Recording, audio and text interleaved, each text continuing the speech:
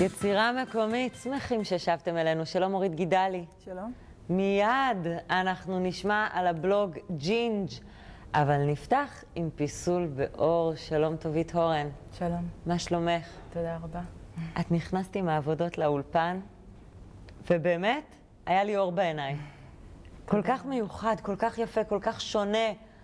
זה באמת לא משהו שראיתי. אז בואי נתחיל לדבר על החומר שממנו את יוצרת. אני בעצם מפסלת בחמר, קרמיקה, אדמה שלנו. ואני עובדת, בעצם, אני מחפשת את הדרך שבו היא תהיה אוורירית, קלה, שהיא תוכל לדבר עם האור. ואת מצליחה לעשות את זה. בעצם העבודות, לא רואים שזו קרמיקה, זאת אומרת, זה נראה שזירת חוטים כזו. כן. אבל המחשבה שלך היא בעצם על מה יישאר פתוח, מאיפה יצא האור, או מה את סוגרת? זה נראה לי גם וגם, זה יותר מחשבה מה אני פותחת, אולי, כדי לתת לאור מקום לצאת. ומאיפה הוא יוצא, וכמה שאני אתכנן את זה, אי אפשר ממש לדעת לאן זה הולך. כי זה אור, הוא מחפש לו את ה... את עובדת עם שני חומרים שהם נורא שונים. כן. כן, האור הוא לא חומר, אבל אני צריכה... אבל הוא אלמנט ביצירה. כן. בהחלט מתחשבים בו. נכון. לאן הוא יצא. נכון. איפה את עובדת? יש לי סטודיו בקיבוץ חולדה, שיש שם גם תצוגה שאפשר לבוא לראות, וגם אני ממש עובדת שם. מקום גדול, אנחנו עושים, אני ושותפות שלי עושות שם אירועים, וזה מקום שוקק ומלא יצירה וחיים. כל אחד זה אחד? מה זאת אומרת? כל אחד... one of a kind, כל עבודה כזו, אם אני רוצה להזמין 10 כאלה, אני יכולה. את יכולה, ואני עושה אותם אחד-אחד. איך תחזרי על זה? אני חוזרת על זה, זה כבר... זאת עבודת נמלים. כן. זו טכניקה שאני כבר פיתחתי את המיומנות בה, ואני כבר עושה את זה יותר מהר. זה הרבה זמן, אני קצת עמלנית, אבל אני גם... אני מבינה שאת פשוט יושבת פרח, עלה, כל דבר מתחבר, ואת יוצרת את זה, זאת עבודה מטורפת. איך מתמחרים כזה דבר? זה באמת בעיה. אני חושבת שהתמחור, זה סוג של אומנות, זה עיצוב, אבל זה גם, כשאתה עושה את זה, זה עבודת יד, זה קשה לתמחר עבודת יד, אבל אני עושה איזה משהו בין זה שזה מחיר שהוא יהיה נוח ושווה ללקוח, לבין משהו שאני... בואי נדבר על אור.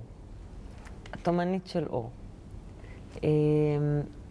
והיום התחושה שנוצרת כשאתה הולך לראות גופי תאורה כאלה ואחרים, שהאור נהיה קר יותר ומנוכר, ובעצם את כן שומרת על חום. איך את מצליחה לעשות את זה? אני חושבת שגם הצורות העגולות, שבעצם החמר, קרמיקה נותנת, מה שהקרמיקה נותן, הוא נותן הרבה חום, זה חומר חם, זה חומר נעים, אז כבר זה צעד אחד. היום משתמשים בנורות קרות, אז צריך לעשות את האיזון, את השילוב, אם אני עובד עם חומר קר, עם הגוף תאורה שלי, וגם עם נורה שהיא קרה, שנותנת אור שהוא קר, אז זה יותר, אז צריך לדעת. כן, היום כל הנורות החסכוניות, כן, זה נורא קר. לא עושות אור נעים. לא, הן עושות לנו אור, את האור שלנו, הוא נראה חיוור, ולא כך לטעמי, אבל מבחינה פרקטית, צריך לדעת איפה אני שם אור קר. איפה אני צריך אור קר ואיפה אני רוצה אור חם. בחדר המיטות אנחנו לא נשים אור קר. את מגיעה לבתים? מתרשמת, מסתכלת ואומרת מה צריך לאן, או שמגיעים אלייך זה עבודה קצת אחרת, אבל אפשר, לרוב מה שאני עושה זה מגיעים אליי עם תוכניות, ואפשר ממש לתכנן ולעזור. אני באה מתחום של עיצוב פנים, אז אני מכירה תוכניות ותוכניות חשמל, אז יש לי את ה... בעצם אני יכולה לעשות את זה. כי בעצם תאורה יוצרת אווירה. תני לי את סוגי המאור שיש. תראי, יש תאורה שהיא נקודתית, תאורה פונקציונלית, אם זה במטבח שאת צריכה, ואם זה תאורה נעימה בחדר... לא, אבל תאורה שיוצרת אווירה, זאת אומרת, אם אנחנו מאירים כלפי מעלה או כלפי מטה. אוקיי, זה סוגי תאורות, אז יש היום המון, אם זה תאורה לקיר, אז זה אפ-לייט ודאון-לייט, אם זה גם וגם, זה משתנה.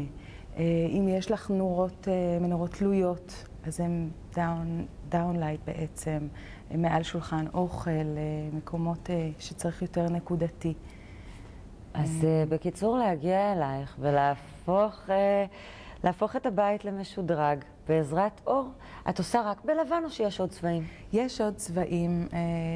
לטעמי, ומה שאני ממליצה ללקוחות זה תשתגעו עם הקירות, תשתגעו עם מסביב, תמיד יש המון צבעוניות, ובגופי תאורה צריך לטעמי להישאר עם גוונים שהם יותר עדינים, יותר נעימים. תקשיבי, זה פשוט היה שיעור מרתק. תודה רבה, והעבודות שלך נפלאות, וחפשו את טובית באינטרנט, תגיעו אליה ותהנו מהאור. תודה רבה. תודה לך.